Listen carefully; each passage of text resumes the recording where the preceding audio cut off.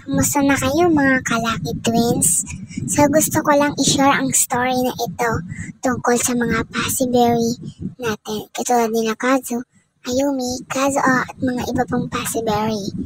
So kung gusto niyo mapanood ang video na to, huwag niyong kakalimutan mag-subscribe. Nakapag-subscribe na ba kayo? So panoorin na natin ang video na to. Bakit kaya naglalakad dito si Kazu? Nakikita niyo na ba si Kazu mga kalaki twins?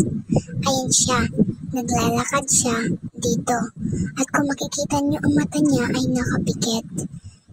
Kung nagustuhan niyo ang video ko, mag-subscribe na kayo. At pindutin niyo rin ang page at manood kayo ng aking mga more videos. At mag-subscribe, panoodin niyo araw-araw at aking mga short. Salamat sa panonood ng video na ito. Sa susunod gagawa rin ako nito at mahaba naman. Basta manood lang kayo sa aking video. Bye-bye mga kalaki twins. Huwag niyong kakalimutan mag-subscribe.